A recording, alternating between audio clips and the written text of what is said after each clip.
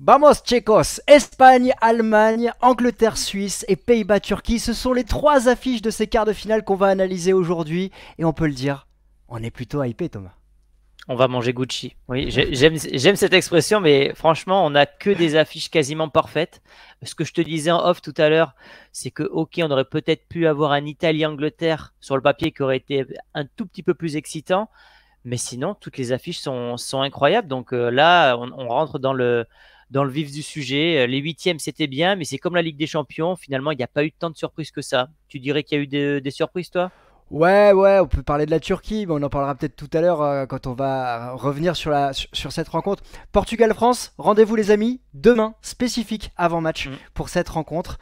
Et avant de commencer, évidemment, cette vidéo, elle est sponsorisée par notre partenaire Unibet, Une- Thomas.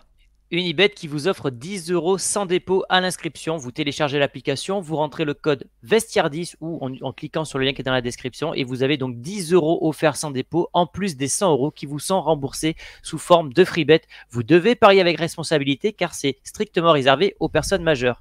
Et au classement, je suis toujours devant. Eh, Je t'as crois. repris 2 points d'avance. T'as Eh repris deux oui, points eh oui. d'avance avec la victoire de l'équipe de France face à la Belgique. Et puis, oui, c'est ça, face à Oui, la c'est ça. Belgique. Et ensuite, bah, on s'est suivi puisqu'on avait les mêmes pronos. On va commencer par l'Espagne et on verra si je vais te rattraper, évidemment, Mm, j'espère. mm. L'Espagne, tu m'avais titillé un petit peu lors de la dernière vidéo en me disant que cette Espagne, elle avait quand même eu de l'adversité avec le match face à la Croatie et l'Italie. Et je dois m'incliner, t'as raison sur ce point, puisque quand je repense au parcours de l'Espagne, sur ce premier match face à la Croatie, elle se rend le match facile, 2-0 en quelques minutes, grâce à Fabian Ruiz notamment, mais elle a une vraie opposition et la Croatie est pas loin de revenir au score sans un grand Unai Simon.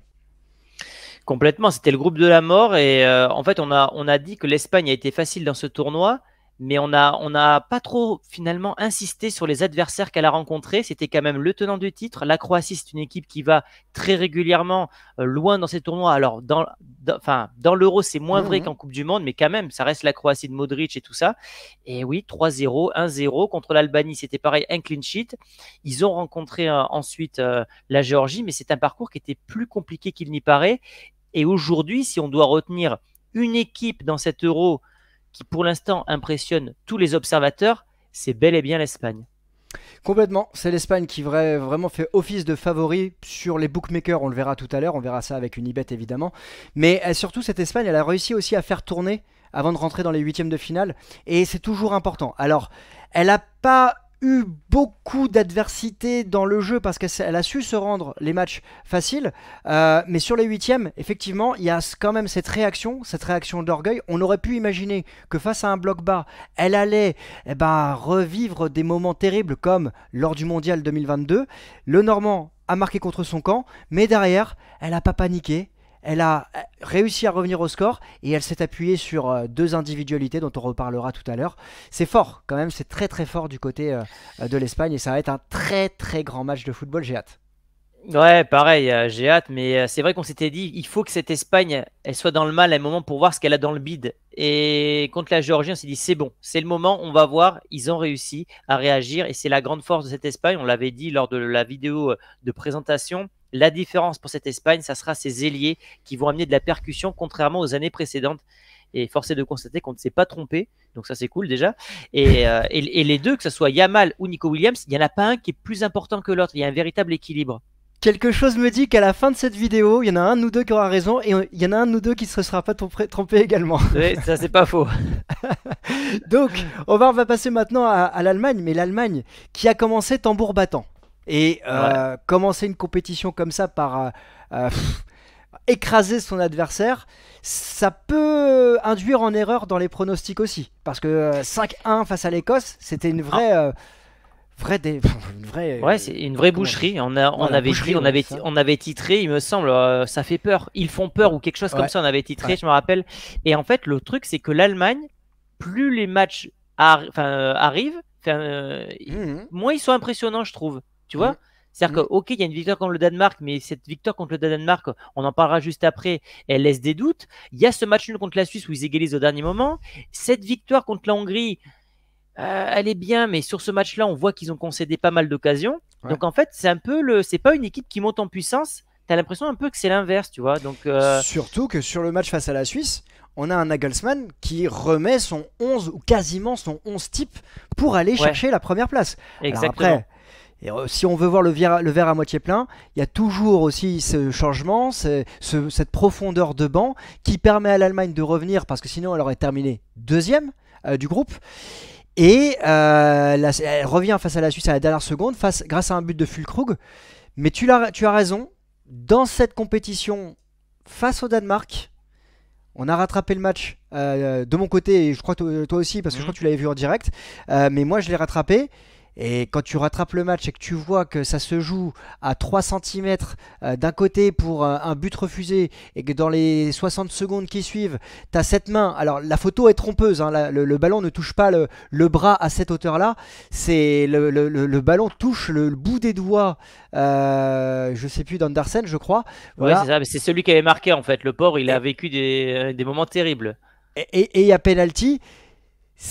Par rapport aux règles, il y a penalty, mais c'est quand même tiré par les cheveux entre ces deux éléments-là. On perd un peu notre émotion du football et le fait que là, tu vois, enfin, c'est 3 cm de pied, honnêtement, Et- c'est Exactement. dur. Et puis là, pour le coup, c'est le hors-jeu semi-automatique. Parenthèse, il va être mis en Liga, donc je vais Ouais. pouvoir te dire si c'est bien ou pas. Mais euh, s'ils sont menés à 0, c'est pas la même rencontre.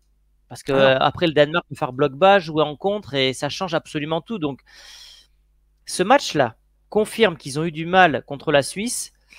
Ça fait quand même 2 matchs consécutifs où l'Allemagne est un peu dans le dur. À chaque fois, ils Mais arrivent à s'en sortir. voilà, Voilà, exactement. c'est ça, ils arrivent à s'en sortir.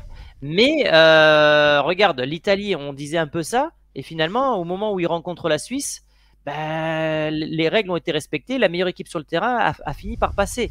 Est-ce que ça sera le cas de l'Espagne? La force de l'Allemagne, c'est qu'elle joue à domicile. On l'a vu avec la Turquie. Ça a une importance capitale quand tu joues à la maison. Parce qu'on l'a vu, le stade où jouait la Turquie était En en, fusion. en fusion, exactement. Donc ça va avoir une importance capitale. C'est compliqué quand même, hein, comme match à analyser parce que l'Espagne n'a pas été réellement mise en danger, je trouve, défensivement. Tu vois, elle a concédé qu'une seule grosse occasion et là, ils vont en concéder un peu plus, je me dis, tu vois. Donc, Ça va être une réelle opposition de style. Je vais parler de l'Espagne. Tu vois, tu vas peut-être parler de l'Allemagne, mais enfin, tu as peut-être un truc à dire sur l'Espagne, ouais. parce que tu m'avais dit en off. Avant, bah, vas-y, commence comme ça, parce que je vais te répondre. Mais en fait, tu vois, c'est là où on voit la différence avec une Angleterre qui est remplie d'individualité mais qui n'a pas un collectif. Quand je regarde ce 11 de l'Espagne, comme ça, ligne par ligne, je suis pas impressionné. Je Ouais. dirais, allez, ok, t'as Nico Williams-Yamal, ça je sais que c'est très fort. T'as Pedri, Rodri, mais le reste, Carvaral, ok, mais c'est pas un élément qui va te faire la différence dans un match. Tu vois, il est pas un Ouais, mais poste clé clé. c'est un élément Oui, d'expérience. mais si tu veux, les noms qui dégagent, qui sont dégagés de cette équipe-là, je suis pas en train de me dire, waouh, c'est dingue l'équipe qu'ils ont. Je te rejoins par rapport à l'Angleterre. Mais moi, ce que j'aime, c'est ces individualités, cette jeunesse. Ça va être aussi une vraie opposition entre les jeunes, Musiala, Wirtz, Williams, Yamal. Ils ont pas peur, ces Espagnols, et ils ont gagné en maturité avec un sélectionneur qui est arrivé il y a peu de temps. Il y a eu des soubresauts dans la fédération espagnole. T'es bien au fait de tout ça. Il y a un élément majeur qui est Rodri, qui est l'élément central. Il y a une défense centrale qui est certes à tester encore, et on va le voir justement par rapport à Mm, mm, mm. cet offensif du côté de l'Allemagne. Mais ça avance avec sérénité, et surtout, évidemment, moi, les deux individualités qui sont au-dessus, je vais pas dire Williams et Yamal, c'est Fabian Ruiz et Pedri. Parce qu'avec Pedri, tu as une distribution magnifique, une vista, un regard, une touche de balle. Et ça aide quand tu vas te retrouver en phase offensive. Et cette touche de magie, elle peut faire la différence. Et Fabian Ruiz, qui est dans un poste autre qu'au Paris Saint-Germain, qui est accompagné aussi par un joueur qui est Rodri, qui est Ouais, peut-être pour moi, le joueur qui monte au PSG.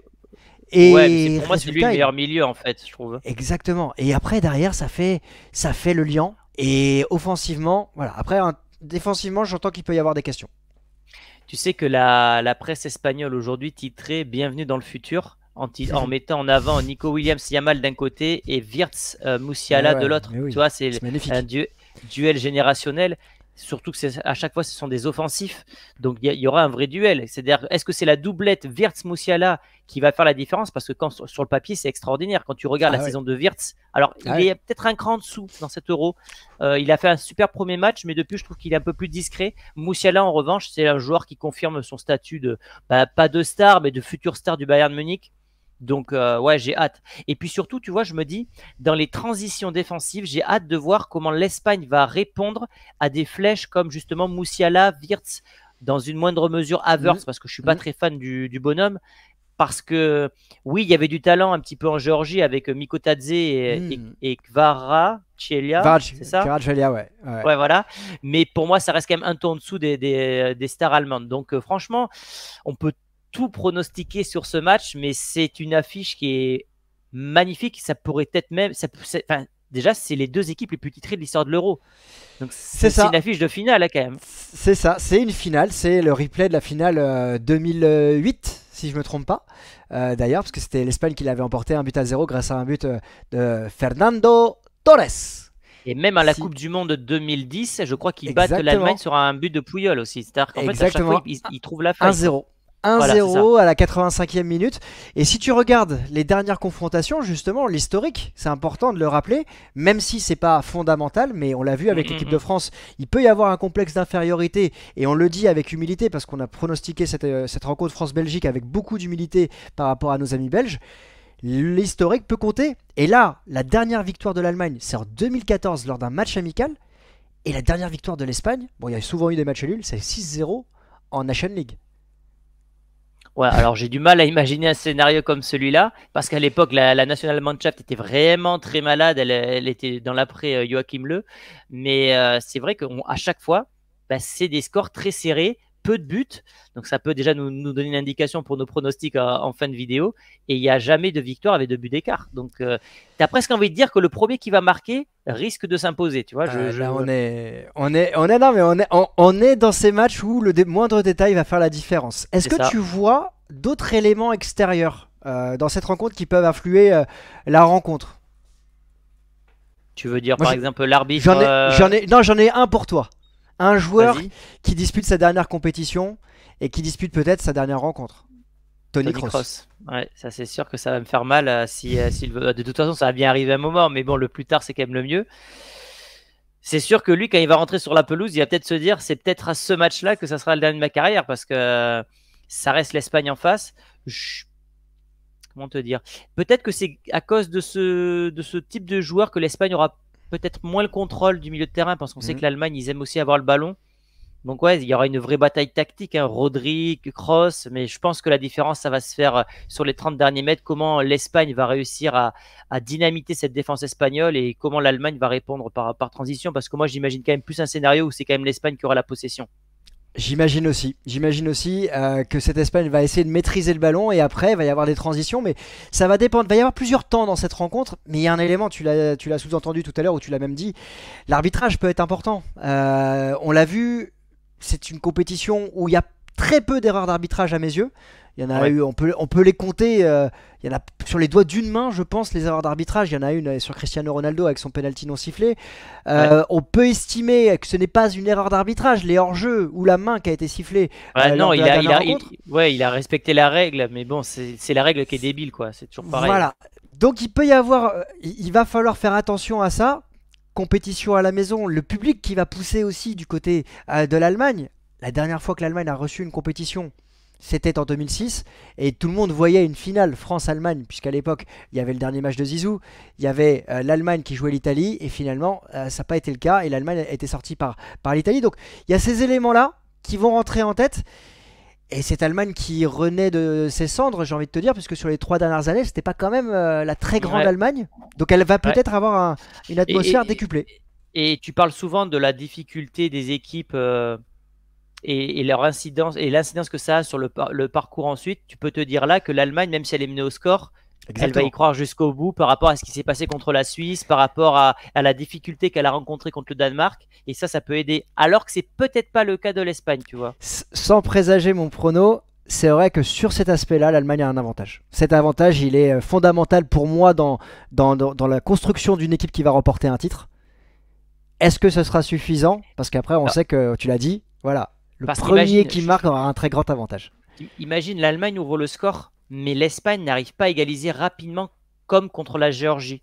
Ah bah, Est-ce que c'est une Espagne qui, en deuxième mi-temps, va toujours être tranquille ou est-ce que c'est une Espagne qui va devenir nerveuse? Tu vois, ça, c'est intéressant à voir.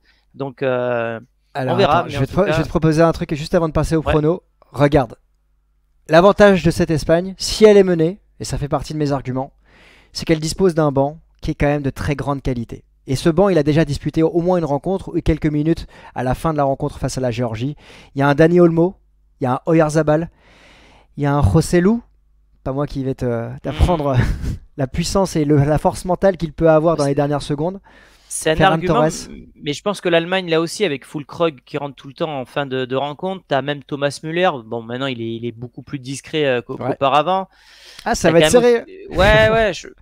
Moi, je serais pas étonné que ça aille aux prolongations. On va aller d'ailleurs dans nos pronostics Ouais, là. vous le voyez les amis, à chaque argument, il y a un contre-argument. Eh oui. Justement, le pronostic Espagne-Allemagne, vendredi 5 juillet, 18h, avec Unibet. On se retrouvera à l'issue de la rencontre. Il y aura probablement un débrief spécial sur cette Ouais. Ah Espagne-Allemagne. bah oui, c'est sûr même. Voilà, on va regarder comment on s'organise. S'il y a prolongation de tir au but, ce sera juste avant le Portugal-France. On verra. Mais on Ouais, va il y évidemment... aura deux débriefs vendredi. Voilà. 90 minutes. L'Espagne est cotée à 2,70 avec Unibet. Match nul dans les 90 premières minutes à 3,15. L'Allemagne à 2,85. C'est extrêmement serré. Moi, je vois un match aller aux prolongations. Donc, sur la D'accord. première cote, je te dirais 3,15 déjà. Déjà 3,15. Ok. Mm. Ensuite, tu dis que ça va en prolongue. Et en prolongue, tu dis qui? Aux prolongations, Descends. je vais pas changer. Je vais dire Allemagne dans les prolongations. 10,80. L'Allemagne. Donc pour toi, c'est l'Allemagne qui se qualifie. Donc pour partager toutes les cotes, on va remonter. Hop. Un élément qu'on n'a pas trop précisé. Si Ouais. ça va au tir au but, pour toi, c'est avantage Espagne ou Ah. Allemagne? Parce qu'on Avant- l'a vu, regarde le Portugal, tu vois, ils sont passés au tir au but, on s'y attendait pas. Et je pense Alors, on peut avoir pas mal de séances jusqu'à la finale maintenant. je vais répondre à ta question. Je vais essayer juste de retrouver la qualif de l'Allemagne. Donc, et est-ce que tu vois but pour les deux équipes? Ouais, Ah ouais. ouais, Même ouais, si ouais, fermé, ouais. donc tu vois un 1-1, 2-1. 2-1 Ça pour peut être l'Allemagne. ça peut être un 2-1, ouais. D'accord. Mm. Ok. Tac, tac, tac. Alors, je vais répondre à ta première question, à savoir si ça va au tir au but. Pour moi, c'est l'Espagne qui a un avantage avec Unai Simon. Je sais que et vous allez me dire en commentaire, Christophe, mais tu te trompes complètement. Parce qu'en gardien, tu as un phénomène dans les buts. Eh bien, je considère que Unai Simon a un temps d'avance et une explosivité différente. Ouais, il mérite, c'est sûr. D'ailleurs, il a 37 ans, il va peut-être sauter un tout petit peu moins loin qu'il y a 10 ans. Voilà, c'est mon avis. Oui, Et oui, pour oui. te dire mon Ton avis, je pronostic, pense du coup, c'est quoi? pronostic, c'est Espagne qui va se qualifier sur le score de 1-0. Et est-ce que ça va en prolongation ou pas? Non, ça va pas en prolongation. D'accord. 1-0 Espagne sur un coup de pied arrêté. Moi, je vois bien le scénario Espagne qui mène à 0. Mhm. Allemagne qui égalise, pareil, dans le dernier quart d'heure. Ça va aux prolongations. Et là, du coup, il y a le public qui pousse, Ouais. l'Espagne qui doute et l'Allemagne qui les achève. Bon, bah écoute, ça fait un pronostic déjà d'écart tous les deux. Voilà. Et en commentaire, dites-nous l'Espagne ou l'Allemagne pour vous. Et là, on va passer aux deux autres rencontres. On commence par Pays-Bas-Turquie. Et on finit Ouais, par Angleterre-Suisse. j'aime Ouais. beaucoup cette affiche, ça me parle. Ouais. En fait, ça fait un peu affiche des années 2000, je trouve. Donc, Ouais. parce que la Turquie, en fait, c'est un peu qui tout double sur leur compétition internationale. C'est soit ils sautent direct, soit ils font des demi-finales. Mhm. Là, c'est compliqué. Ils auront l'avantage quand même de jouer à la maison, l'avantage de se dire que, quoi qu'il arrive, la compétition est réussie. Les deux jouent à la maison parce que les Pays-Bas, en termes de public, Ouais, ils sont quand même ouais, chauds c'est patates. sûr, Hein. c'est sûr, c'est sûr. Mais peut-être que la pression, elle sera plus sur les Pays-Bas que sur les Turcs. Ah, ouais, c'est intéressant. Moi, je suis. Ouais, ok. Attends, je suis en Ok. train de regarder Non, l'historique des deux. Non, mais ouais. après, les Pays-Bas m'ont bien J'ai pas. impressionné quand même contre les Roumains. Hier, ouais. La logique voudrait les Pays-Bas, donc je vais dire, je vais pas faire le hipster à chaque fois, dire la Géorgie contre l'Espagne et tout. Là, je vais un peu assurer, je vais dire victoire des Hollandais. Ouais, victoire Qualif et victoire des Hollandais dans les 90 Ouais, minutes? dans les 90 minutes. Ouais, moi aussi. Moi aussi, je vois les Pays-Bas se qualifier. En fait, ce qui m'a impressionné du côté des Pays-Bas hier, c'est cette faculté à jouer face à un bloc bas et à attaquer continuellement. Alors c'est vrai que ce bloc bas était peut-être désorganisé, il n'y a pas de problème, il était moins coordonné qu'on a pu voir chez certaines équipes. Mais ils se sont procurés complètement beaucoup d'occasions. Et je te l'ai dit en message, je dis, mais ils croquent grave, mais les mecs, ils se procurent énormément d'occasions. Le troisième but, il est anecdotique. Je vois pas ce que va faire le gardien en plus à enlever la chaussure. Déjà, je sais pas ce qu'il faisait une chaussure sur le terrain. N'importe quoi. Mais ces Pays-Bas, pour moi, semblent un cran au-dessus. Mais attention au coup de pied arrêté. Parce qu'hier, ça s'est joué sur 2 coups de pied arrêtés. Et le gardien turc, il sort une parade de l'espace à la dernière seconde. Il va arriver en confiance. Ouais, et puis les Turcs, ils ont marqué sur 2 coups de pied arrêtés. Arda Güler qui a une précision chirurgicale sur ça. Et quand on sait, que, et ça je l'ai dit dans ma vidéo du jour sur Chronique Foot, que sur un match, il y a 30% des buts en moyenne qui viennent des coups de pied arrêtés, ben, quand tu les travailles bien, ça peut t'aider. Donc méfiance côté Pays-Bas de ce côté-là. Donc Pays-Bas de notre côté tous les deux. Dites-nous pareil en commentaire si vous voyez les Pays-Bas ou la Turquie. Et pour terminer, Angleterre-Suisse, puisque demain on se retrouve pour Portugal-France évidemment pour l'avant-match spécifique. Angleterre-Suisse. Alors attends, t'as commencé pour les deux, si tu veux bien, pour qu'il y ait des avantages. C'est un très beau match.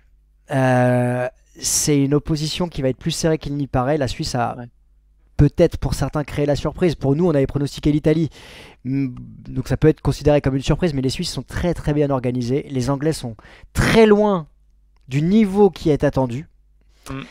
Ils sont revenus pareil de l'enfer grâce à un but exceptionnel de Jude Bellingham à la 95e minute. Mais là où on pourrait jouer la Suisse, et ça se comprendrait, moi je vais jouer l'Angleterre dans la difficulté la plus ultime, dans une qualification qu'ils ne maîtrisent pas, mais qu'ils vont obtenir à mes yeux, au tir au but. Ah, ça c'est fort parce que historiquement les Anglais passent rarement au tir au but. Il y a d'ailleurs une certaine malédiction sur cette sélection. Je te rejoins concernant le vainqueur de cette rencontre. Moi je vois pareil l'Angleterre, même si on pourrait se dire que l'Italie était décevante et au moment de rencontrer la Suisse qui était incroyablement surprenante. La logique des choses a fait que la Suisse est quand même passée. On pourrait avoir la même analyse sur cette rencontre-là. Mais pourtant, je vais quand même dire l'Angleterre parce que Jude Bellingham, parce qu'Harry Kane, parce qu'à un moment, il y a tellement de qualité dans cet effectif que t'es pas à l'abri d'un coup de génie. Et ça a été le cas lors du match précédent. Et on pourrait avoir un Angleterre-Pays-Bas. Ça fait vraiment affiche des années 2000. Ça me parle énormément et j'aimerais vraiment avoir cette affiche-là. Donc, désolé mes amis suisses, mais je vais rejoindre Christophe et je vais mettre l'Angleterre, mais on voit que c'est très serré puisqu'il y a 37% des gens qui pronostiquent la Suisse, 44% pour l'Angleterre, donc c'est quasiment du 50-50. Ça veut dire que c'est plus équilibré d'ailleurs que les cotes. Donc c'est ça qui est incroyable. Et ben nous on se retrouvera, alors quoi qu'il arrive, demain pour France-Portugal. On se retrouvera vendredi pour les 2 débriefs. On se retrouvera samedi pour probablement un débrief. Et on se retrouvera dimanche pour commencer l'analyse des demi-finales. Bref, on est là depuis le début, on est là tous les jours. Vous nous le rendez formidablement bien. Si vous avez un élément à nous laisser, un like, partage, un abonnement, commentaire, et c'est parti. Et on vous dit à demain les amis. Ciao pour France. Laissez-nous vos pronostics. Portugal. Merci. Portugal. Sous.